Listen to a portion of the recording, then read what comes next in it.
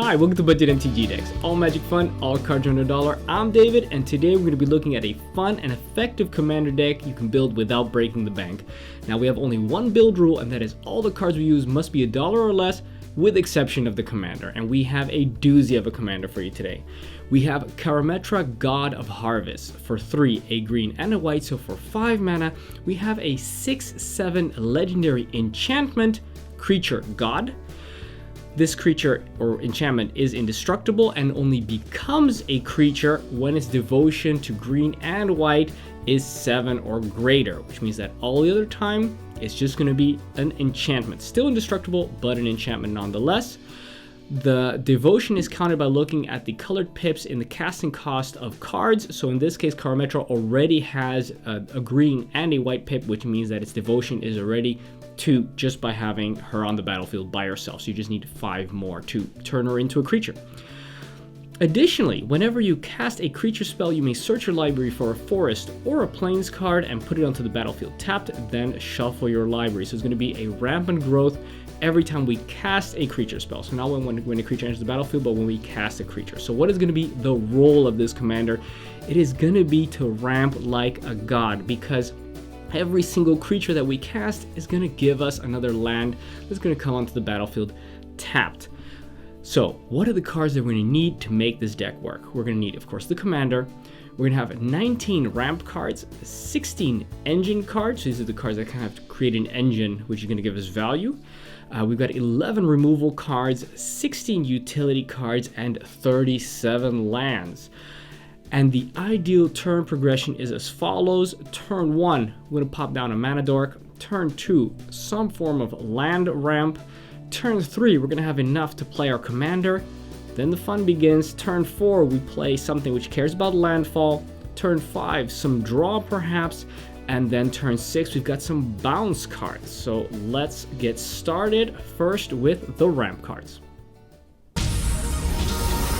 We divided the ramp cards into 2 categories. The first one is the mana dorks, so these are creatures that tap for mana, and the land ramp cards, so these are the ones that are going to be searching us for lands.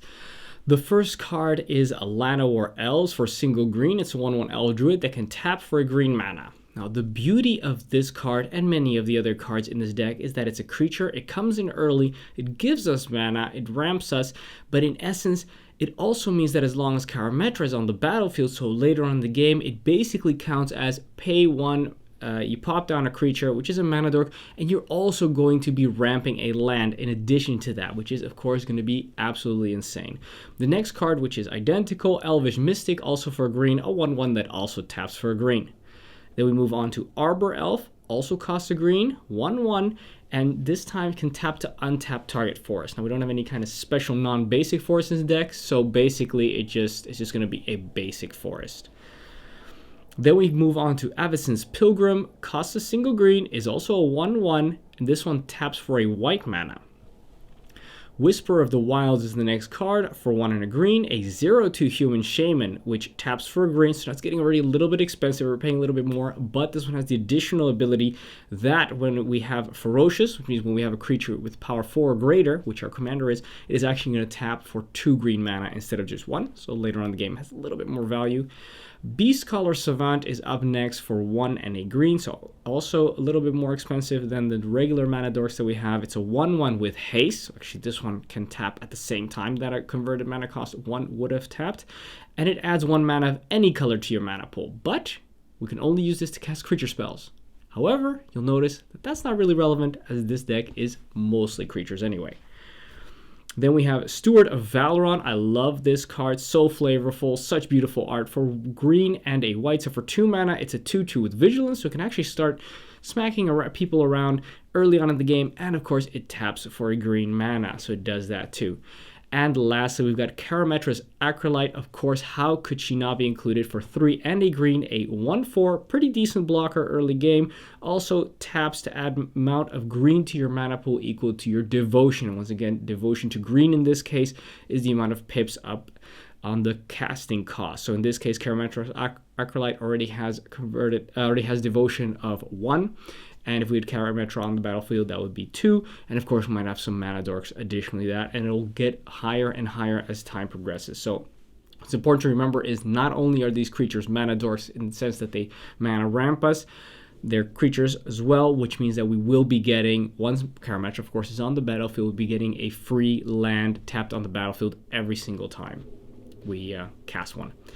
Then we move on to the lands, the ramp which gives us lands, the first card is not a creature, but it's good, and it also ties in with the flavor. It is Colony Heart Expedition for 1 and a green. It's an enchantment with Landfall, and this is the reason why it's in here, because we have other Landfall cards as well. In this case, whenever a land enters battlefield under your control, we're going to put a quest counter on this enchantment, and then when we have 3 or more quest counters, we're going to remove them all, sacrifice this enchantment, and search 2 basic land cards, put them on the battlefield tapped. So this is great. This is going to activate super fast, however, not a creature, which is important to remember.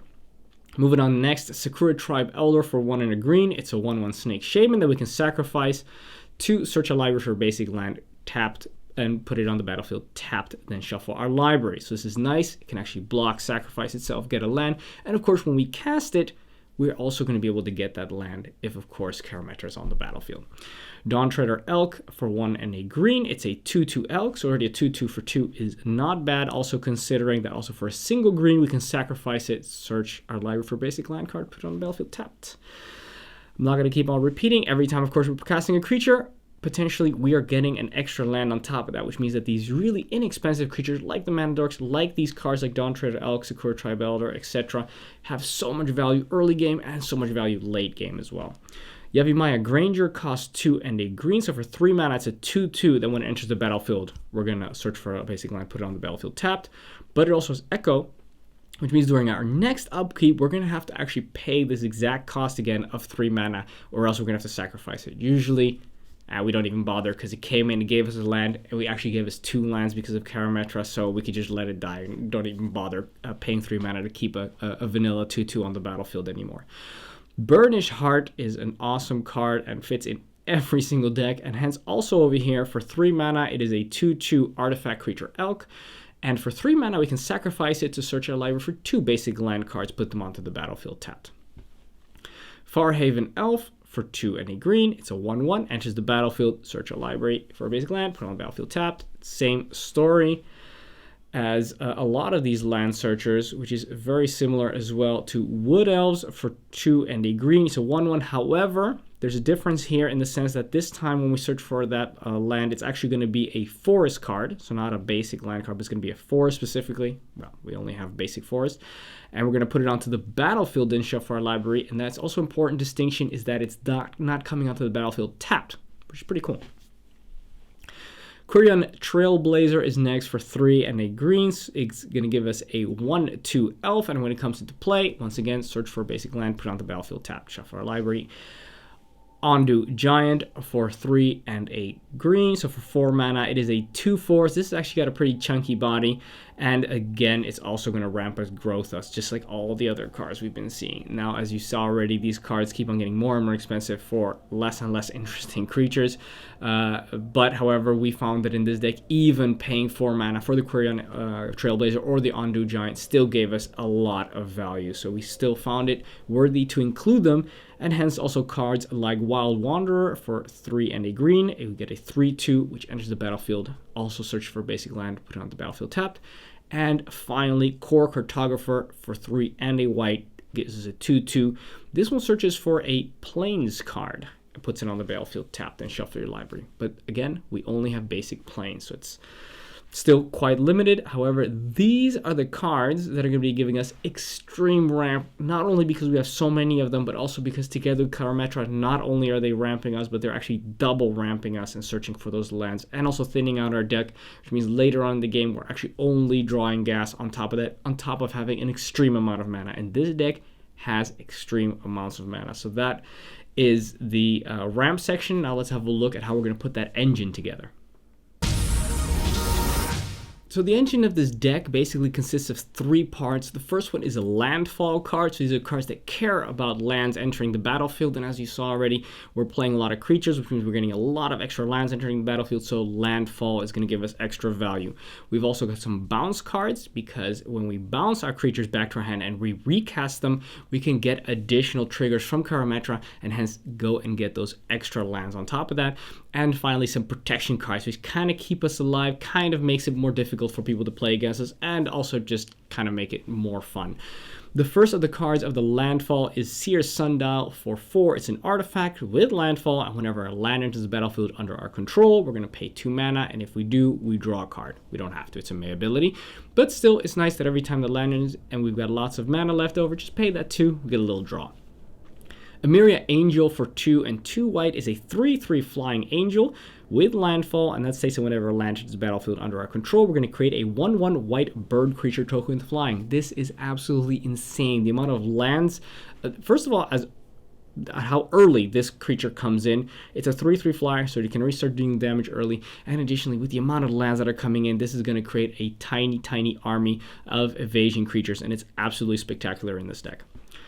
A little bit less spectacular, but still has its uses. Spore Mound for 3 and 2 green. It's a 3/3, and then whenever a land enters the battlefield under our control, we're going to put a 1/1 green Sapperling creature token onto the battlefield. So, same power and toughness as the Emeria Angel. Doesn't have the evasion, a little bit more expensive, and the tokens do not have evasion. Yes, it's worse. Then again, it is a common, but it still has its uses, creating a tiny little army of destruction nonetheless.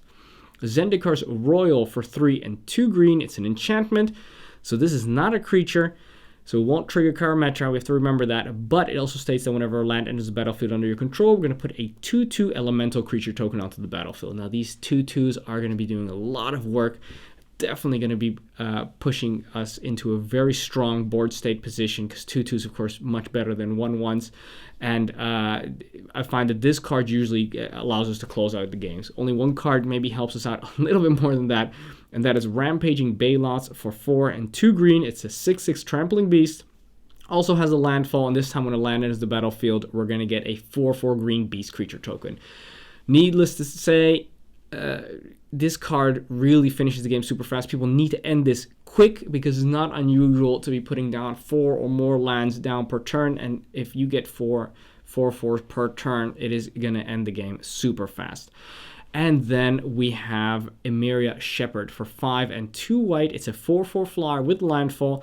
Whenever a land enters the battlefield under your control, you may return target non-land permanent. So it's not even creatures, although most of the cards we have are going to be creatures anyway. But we can return that non-land permanent from the graveyard to our hand. But if the land that entered the battlefield was a Plains card, we can actually return it to the battlefield instead. So that means we actually get a free, just straight from the graveyard, bam, onto the battlefield. You know, early in the game, your Rampaging Baloths got killed.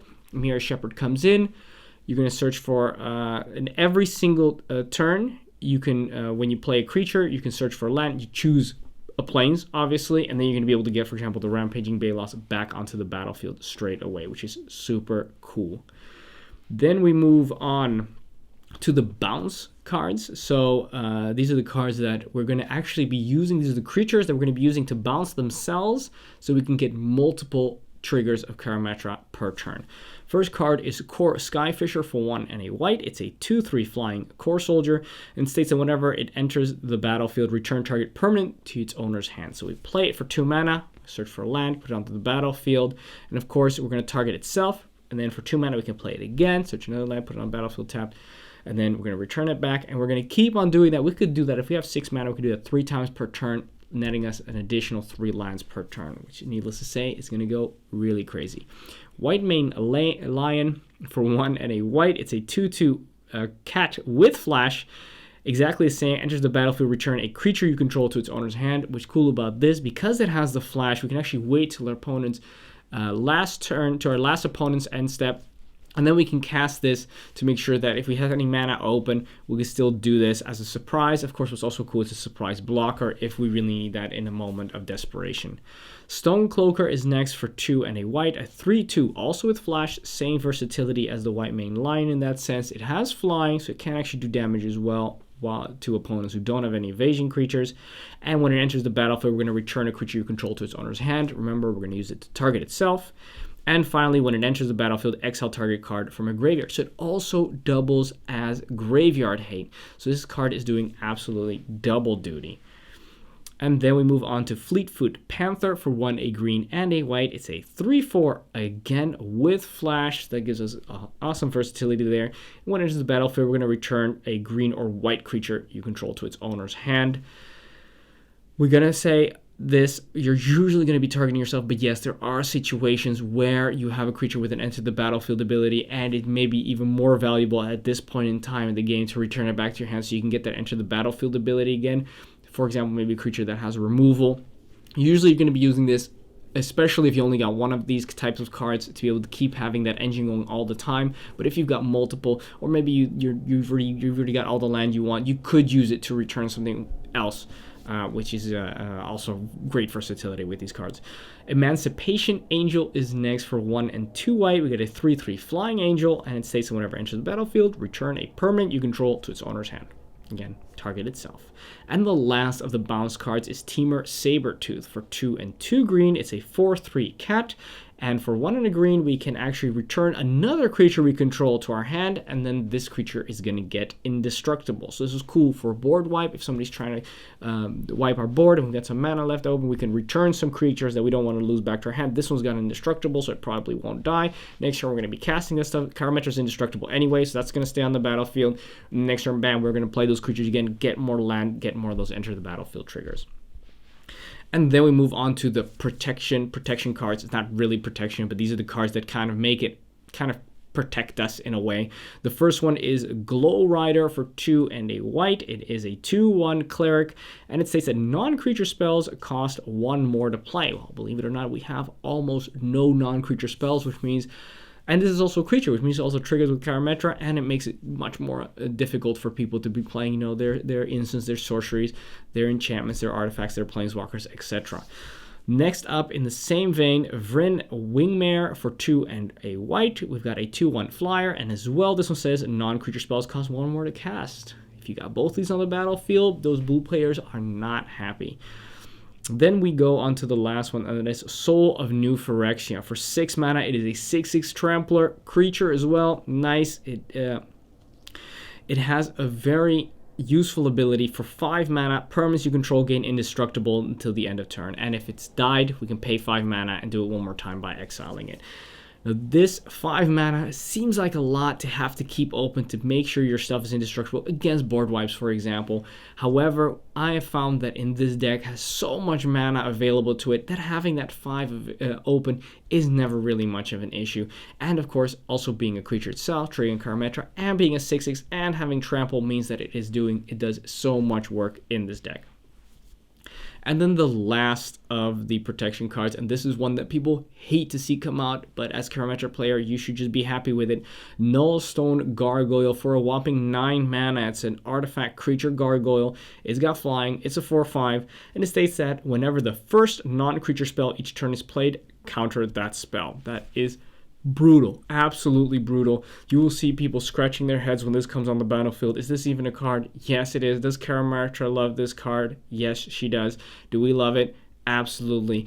And it puts you in such an advantage because people are going to have to start playing multiple pieces of removal just to get rid of this. And so they're going to have to use multiple cards for your one card. And already when it came in, you also get another land. So it's absolutely amazing. That is it for the engine cards. Let's have a look at the removal cards. So even though this deck is mostly focusing on doing its own thing, it's not a control deck, it's not trying to disrupt other players, it's just trying to get the value out, the mana out, and the power out as soon as possible, and making other people try and deal with you. So that is how this deck is structured. However, it is important to have a little bit of removal, because sometimes stuff gets in the way, and you need answers for it. So but of course we're going to make sure that's all creature-based, to make sure that we got some synergy with Karametra. So we divided the removal in 2 categories, creature and non-creature. First, we'll just have a look at the creature spells. The ones that deal with creatures.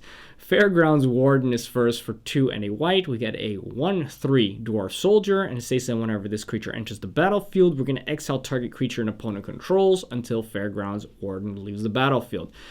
So yes, if you target, their nice big creature, We're going to play it, and then it's going to get exiled underneath Fairgrounds Warden. When they kill, or if they kill Fairgrounds Warden, or it gets removed some other way, they will get control back of that creature. This is specifically a card that I always use to target our opponent's commanders.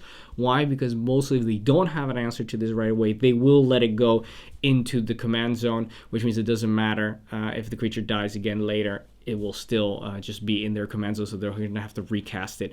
And then, of course, it also makes it nice to be able to bounce this card so you can use it again. Fiend Hunter costs 1 and 2 white. It's a 1/3 human cleric, and it's pretty much the same. When it enters the battlefield, exile another target creature, and then when this creature leaves, we're going to return that card to the battlefield under its owner's control. And another very similar card, Banisher Priest for 1 and 2 white. It's a 2/2 this time, also human cleric, and again, enters the battlefield, exile target creature until this guy leaves the battlefield, and then we're going to return it back to the battlefield, the creature that it exiled. Then we have Archon of Justice for 3 and 2 white. It is a 4/4 flyer, so this is actually a pretty nice beater already by itself. It does work attacking our opponents. And additionally, when this creature dies, exile target permanent. This is also, yes, it's got the exile, which is great. No, they don't get it back if they kill it, obviously, because this one needs to die first. It is great to attack with. It's great also to block with, because people are afraid to attack you when you've got this thing, because then you'll say, okay, you know what, not only can I target your commander like the previous 3 cards, but this one says exile target permanent, so they can hit we can hit anything we want, so our opponents will be very reluctant to attack us while we have Archon of Justice on the battlefield.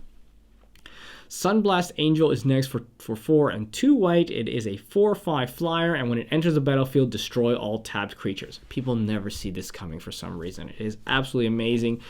People swinging with stuff, you're blocking, and then you play this, and your opponents are tapped out with their creatures, and it is a one-sided board wipe, because after all, at the beginning of our turn, we untap all our stuff. Make sure you do this in your first main phase before you attack, and it is an absolute blowout.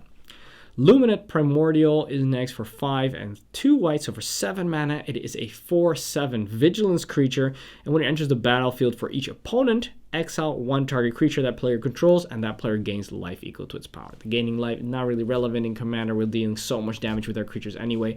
Basically, we can remove all our opponent's commanders, which is really, really nasty.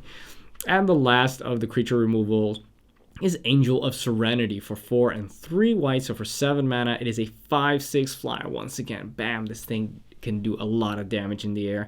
And when it enters the battlefield, we can exile up to 3 other target creatures from the battlefield or from the graveyard. And then when this card leaves the battlefield, return these extra cards to their owner's hands. So you can use it in one of 2 ways, or in a combination of ways. Either you're going to be using it to remove your opponent's creatures, or exile them, or you're going to be using it to target your own creatures in your graveyard for when they kill Angel of Serenity. We're going to be getting those cards from the graveyard back to our hand and being able to play them. So you just look at what the situation warrants best. Then we move on to the non-creature removal. First one is Reclamation Sage for 2 and a green. It is a 2/1 Little Elf Shaman, and when it enters the battlefield, we may destroy target artifact or enchantment. Comes in super early, you can just hit those mana rocks, it's fine, because after all, we're going to be getting a land on top of that, as long as Karametra's on the battlefield, of course. Very similar, Manglehorn for 2 and a green. It's a 2/2 beast. When it enters the battlefield, we're going to be able to destroy target artifact. So this one doesn't hit enchantments, but it states that artifacts your opponent's control enter the battlefield tapped. That is absolutely nasty, especially in a format like Commander. Calamny's Captain is next for 3 and 2 white, so for 5 mana, it's a 5/5 vigilance. Chunky creature. And for 7 mana, we can make it Monstrosity 3, which means we're going to put 3 +1/+1 counters on it, and we're going to exile all artifacts and all enchantments. Well, believe it or not, yes, we do have a few artifacts and enchantments, but it will be an absolute blowout compared to what our opponents have. So that is a great answer to our opponent's stuff, non-creature stuff. And then finally, we have Terastodon for 6 and 2 green. It is a 9/9 creature elephant. When it enters the battlefield, you may destroy up to 3 target non-creature permanents, and for each non-permanent put into the graveyard this way, its controller is going to create a 3/3 green elephant creature token.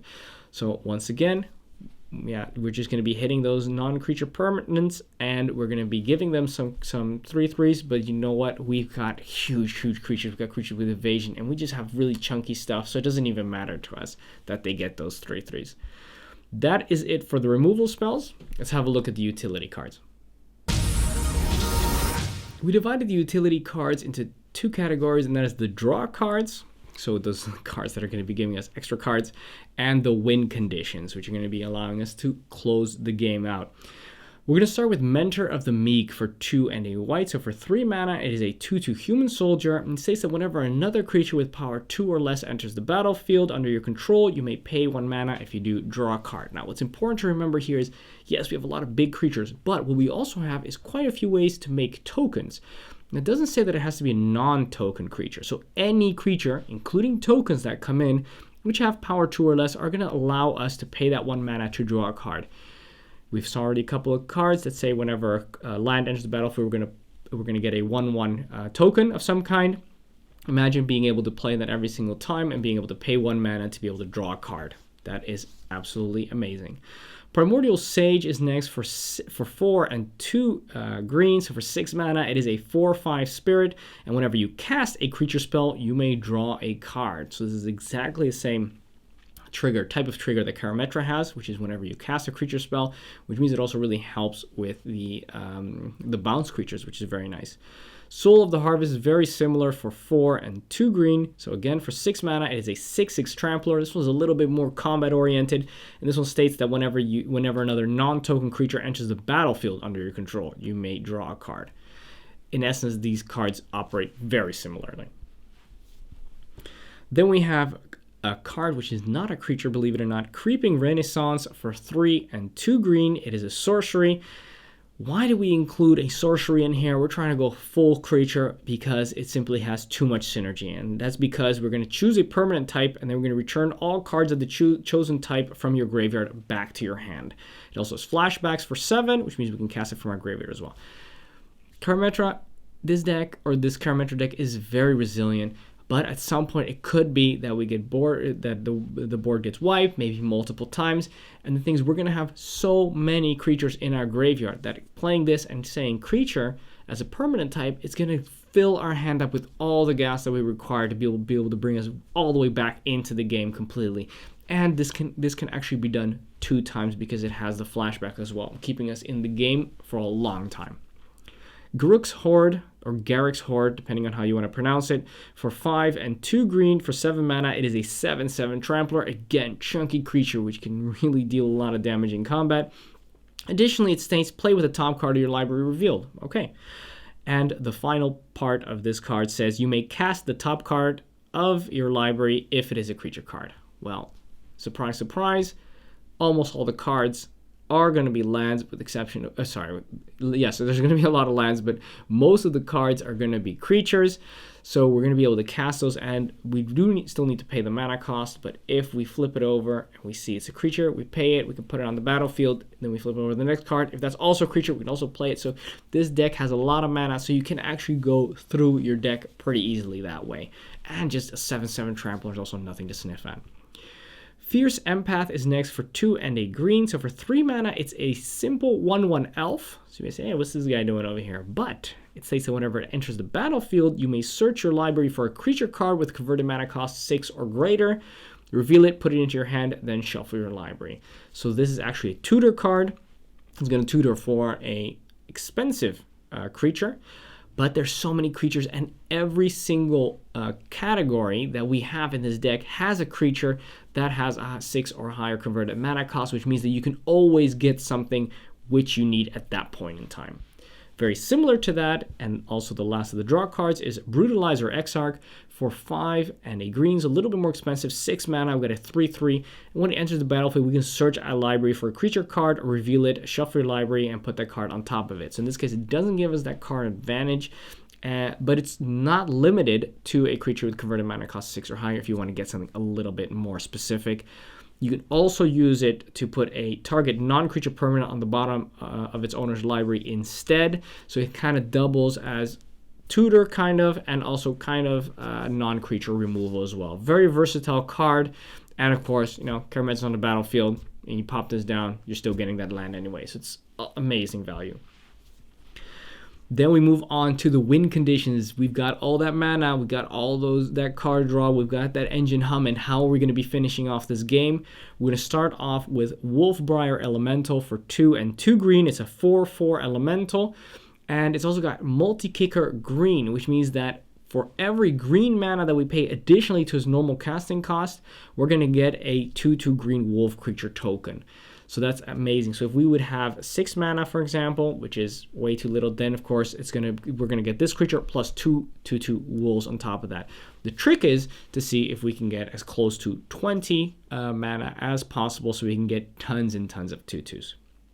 And Queen is next for 3 and 2 green. So for 5 mana, we get a 5/5. And for 1 and a green, we can actually put a 1/1 green insect creature token onto the battlefield. Why is this card so great? First of all, 5/5 for 5. Also nothing to sniff at, pretty decent. And being able to create 1/1's instant speed for 2 mana is a great surprise, because people can attack us, and then we can say, okay, 2 mana, I'm going to put a surprise blocker down, or I'm going to create multiple ones, be able to attack in my turn because they don't have summoning sickness. So that's great versatility of this Ant Queen. One of my personal favorites in this deck, Hydra Broodmaster, is next for 4 and 2 green. It is a 7/7, and additionally, we can pay a double X and a green to give it Monstrosity X. Now, this means that if we pay, let's say, 21 mana, so we have 21 mana, it seems like a lot, but you can get to it in this deck. Let's say you got 21 mana, which means that now X is 10, which means that we're going to put 10 +1/+1 counters on Hydra Broodmaster, and we're going to be putting 10 Hydras onto the battlefield. Now, this is, of course, really absurd, and it's super huge. It is possible, but even if you just get 5 5/5s, that is already enough to put you in such a lead, because of course we're also going to have that 7/7 with the 5 +1/+1 counters on it. Then we move on to Mirror Entity for 2 and a white. So for 3 mana, it's a 1/1 changeling, and it says that we can pay X mana, and then until the end of turn, all our creatures are going to have base power and toughness XX and gain all creature types, which means that, yes, all those 1/1s that we've been getting, you know, the little ants, and we've got the sapperlings, and we've got the spirits, we've got all those 1/1s that maybe at first didn't seem too imposing, but now with Mirror Entity, we can just say, okay, now I'm paying 10 mana into this, and now all of a sudden they're all 10/10s, and that is going to close out the game super fast as well. Soul of Theros has a very similar function for 4 and 2 white. It's a 6/6 with Vigilance. And for 4 and 2 white, so for 6 mana, creatures you control get +2/+2, gain first strike and lifelink until the end of turn. So even making all those lonely 1/1s into 3/3 first strike lifelinkers as a surprise is absolutely devastating, because you can attack with your army, wait to see what they do. Are they going to block or they're not going to block? And you're also getting that life gain, bringing you back into the game, and it simply finishes games off super fast. And of course, you can also use it on the defensive. You know, just maybe attack with half, see what they do, and then in their turn when they attack, you can pump your team and then block with all those first strikers. You can use lots of small first strikers to kill something big without losing any of your creatures as well. It makes it super difficult for people to attack you and to block you too, actually.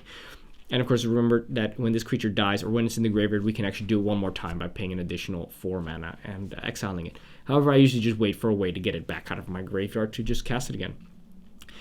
Gigantoman Cert is next for 7 and a green. So for 8 mana, once again, these cards seem very expensive, but in this deck, this deck has absolutely no problem casting these very expensive cards. It is a 1/1, and for 1 mana, we can make target creature you control become a 7/7 until the end of turn. Now, once again, we've got those small 1/1s. Doesn't matter. We just pay 1 mana for each one of those creatures when attacking or when blocking, and then it's going to be a 7/7, which is brutal. Then we come to some of my favorite cards to play to close the game out with this deck. We've got lots of lands. We're going to have tons of lands towards the end of the game, maybe even all the lands in the entire deck. And then it is awesome to play a card like Sylvan Awakening for 2 any green. So for 3 mana, it's a sorcery. Until our next turn, all lands you control become 2/2 creatures, and they have reach, indestructible, and haste, and they're still lands. So the beauty of this is that in our turn, because it's a sorcery, we're going to play it in our turn, we could attack with our entire army. And yes, they're indestructible and they've got haste, so you know you can just swing in with the entire army. And you could kill everybody with that, or you could play it in a scenario where you've got all your lands, you're thinking, okay, people are going to be attacking me next turn, I need to make sure that I survive. You play this because they are still going to be creatures until the beginning of your next turn again. So that means that in all your opponent's turns, they're still going to be creatures with indestructible and reach. So they're going to be a nice little defensive shield. That may be just what you need to survive that turn. Usually, however, I find that just attacking will just kill everybody.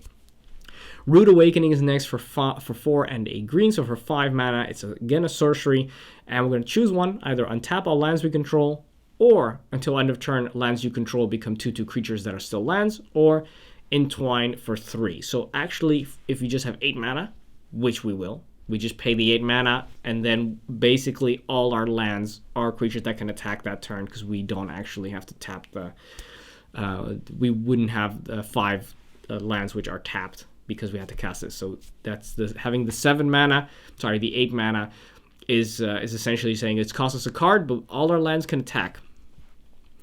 And then finally, this is an awesome card, Joriel, Empress of Beasts for 3 and 2 green. So for 5 mana, it's a 3/3 human spell shaper for 2 and a green, and tapping it and discarding 2 cards. So yes, we have to pay something for this effect. But what's the effect that we get? Until end of turn, all lands target player controls are 3/3 creatures that are still lands. So Sylvan Awakening makes our lands into 2/2s. Rude Awakening makes our lands into 2/2s. Joriel turns our lands into 3/3s, and that is also... it's also going to finish off the game so fast. Yes, it did cost us 2 cards. We did have to pay some mana, but I find those 3/3s are going to be absolutely brutal in the attack. That's one way to use it. The other way to use it, and that is simply not a way that you should use it, but it's simply too much fun when it does work out. You keep those 2 cards in your hand, you keep your mana open, you're attacking, you're playing the game, and you're creating an awesome board state. At some point in time, somebody's going to say, you know what? This is too much. This Karametra player's got too much of a board state. We're going to have to wipe the board. And at that point in time, you pay the mana, you tap it, you discard 2 cards, and you say, your lands are all creatures now, which means that they wiped their entire land base as well.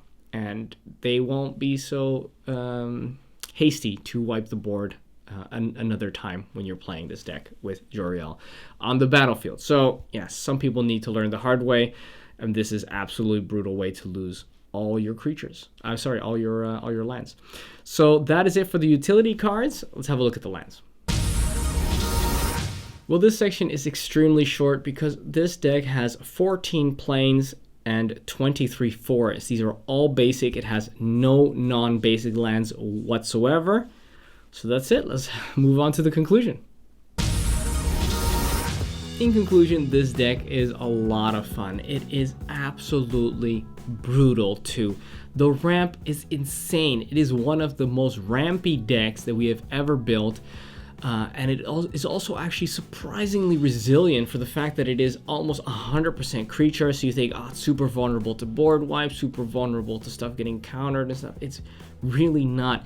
Once you pop down Karametra, you start ramping so hard that when people do find answers to your indestructible enchantment, which is honestly takes a while for people to be able to get that removal into their hands, they are able to deal with Karametra. By that time, you've already ramped so hard that you can easily hard cast Karametra again with the commander tax, bam, start playing more creatures, ramping harder, and at a certain point it becomes so pointless for them to remove Karametra anymore because you already have 15 lands on the battlefield, so then you don't even care about ramping anymore at this point, so they don't want to remove it, which means that every creature you play, and it's all creatures, are only going to ramp you even more, which means that you're going to start getting engine pieces on the battlefield, playing creatures, getting land, drawing a card, getting a token, another token, and then you're going to start pumping those tokens, and then before you had 1/1s, now you got 7/7s, or you've got 3/3s with the lifelink, first strike. Your lands all become creatures. You swing in with the full blast. It becomes absolutely insane, and people are just scratching their heads thinking, okay, I can wipe the board, and you can get all the creatures back to your hand, or you've got Myria Shepherd, and then every land that comes on the battlefield, you're also getting a creature back, bam, onto the battlefield. It is resilient, it is fast, it is fun, It is an absolutely delight, and it feels almost unfair, and the only thing that will make this deck even more unfair is if it didn't cost very much, and it is actually criminally affordable at coming in just over $26, and that is also one of the lowest cost decks that we build. So yeah, we highly recommend you try this, simply because it is resilient, powerful, fast, and also really affordable. Well, if you do like these kind of decks, you want us to make more of these videos, consider heading over to patreon.com/budgetmtgdecks and becoming one of our patrons by donating as little as $1 a month, and it would really help out the show in being able to make more videos. And of course, thank you to all our current patrons for making these videos possible.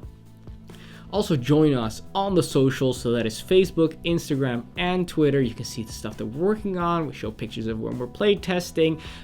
We post pictures of non-budget upgrades for these decks.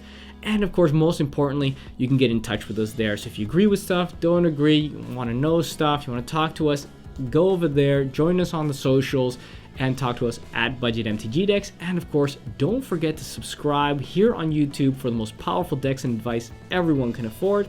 And if you do, hit the little bell button to be part of the notification squad, which basically is a fancy way of saying you'll get notified when a new video comes out. That is it.